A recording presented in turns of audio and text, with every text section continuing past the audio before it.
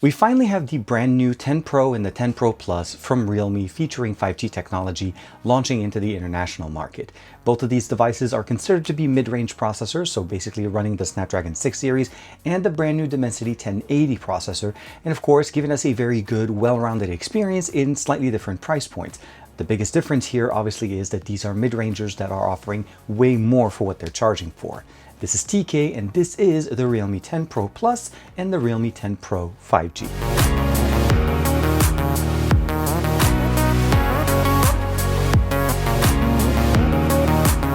Like and subscribe and make sure you hit that bell icon so that you're always notified to whenever we have new videos on the channel. So here we have both the 10 Pro and the 10 Pro Plus. Again, both mid-rangers. The 10 Pro is going to be going for about $319 equivalent, and the 10 Pro Plus is going to be roughly about $379. So again, a small price difference, featuring the Snapdragon 695, featuring the Dimensity 1080. Both of them are Realme, running the latest software from Realme. That's going to be the biggest benefit that we're getting here. And of course, both of them featuring 5G. So one of the first things we'll notice with both devices is that both of them are featuring 120 Hz refresh rate, and also both of them are featuring 108 megapixel primary camera, 67 watt fast charging on the Pro Plus as opposed to the 33 watt charging on the 10 Pro. But again, both of them featuring a 5000 milliampere and 5G technology. Again, both of them are released again on the same time internationally. Depending on the market that you're in, one may be available over the other. So you'll notice the design between the two is very similar. Two camera setup in the back, or at least two configuration cameras in the back. But again, both of them are featuring a primary really good shooter with a 108 megapixel camera sensor. The design on the back is slightly different. Flat surface on the 10 Pro and the curved edges on the 10 Pro Plus. And of course, this is mirrored on both the front and the back for symmetry. Both of them are featuring a fingerprint sensor, although the 10 Pro features a fingerprint sensor that's built into the actual power button. Although here on the 10 Pro Plus, it's actually built into the bottom of the display, as you can see it lit up at the bottom. Both of them obviously are featuring, basically stereo speakers, microphone at the top. Nothing on the left other than the SIM card here on the right side here. Dual SIM support on the 10 Pro, single SIM support on the 10 Pro Plus. At least the model that I have. And on the bottom, on the 10 Pro Plus, we have the SIM tray, and of course we have the microphone, USB-C charging, and a headphone jack on the 10 Pro, where we don't have that on the 10 Pro Plus. So a slight different configuration between the two. If you value the headphone jack, this is definitely going to be there. And of course, the design difference here between the two, you have that really nice etched, just glass that just wants to shimmer in the light. I will say that this is a smooth surface. This is all done under the back glass. And of course, here on the right side, you have that nice, very reflective color. Very, very nice. As far as the configuration between both the devices, they're both featuring a 5000 milliampere battery, 6.7-inch display, 120 Hz refresh rate.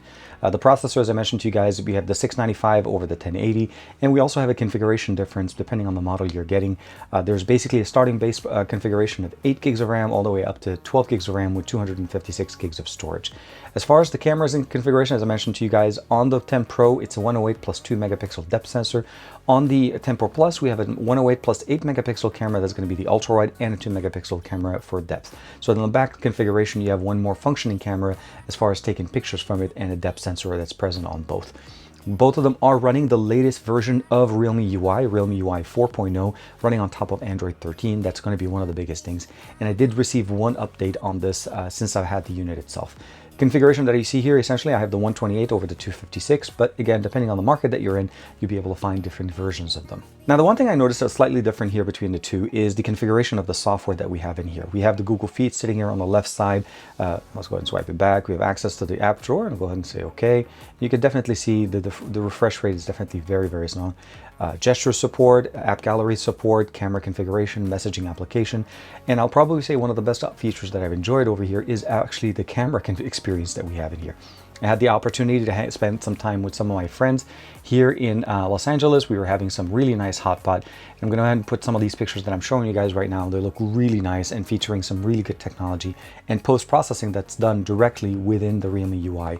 And that's one of the main benefits that we get in here. This is something that we've seen before. They sound really good, of course. Let's go ahead and play some music on them. I'm going to go play our favorite song, Alex Crindo Jumbo by NCS Release.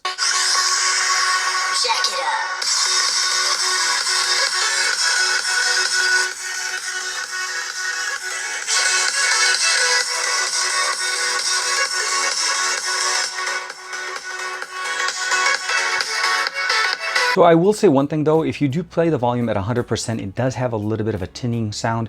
And if you drop it just literally one notch of, under 100%, it actually plays much better, as you can listen to it in the sample that we just played. The overall experience that we're looking at here is, as far as video capabilities in the back, we're going to be able to do 1080p 60, 4K 30 frames per second as far as the main sensor on the back. And that's going to be limited again by the processor that we're looking at here, although the sensor is more than capable of doing so. On the brand new 10 Pro here, we're going to go into video real quick, and then it'll be basically a very similar experience, except that it's only at 1080p, at 1080p 60 and 1080p 30, based on the limitation of what we get with the Snapdragon 695. I'm hoping maybe we'll get some additional features later on in the future. Front-facing video, of course, is capped at 1080p. It's typical to what we see before. Both of these are going to be featuring, again, depending on the market that you're in, different experiences.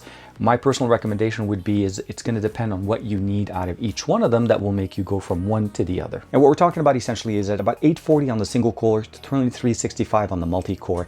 And again, that's comparable to what we expect from the 6 series, as well as actually the 1080, which is a slightly more powerful processor than the Pro side.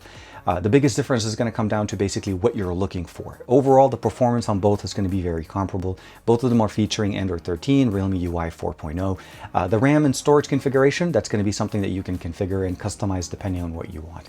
If you do value an ultra-wide camera, the 10 Pro Plus is going to be the only one that has that, since the 10 Pro primarily shoots with the 108, which is very similar to the Pro Plus, so you're not really missing out on the primary best sensor that's going to be on this device.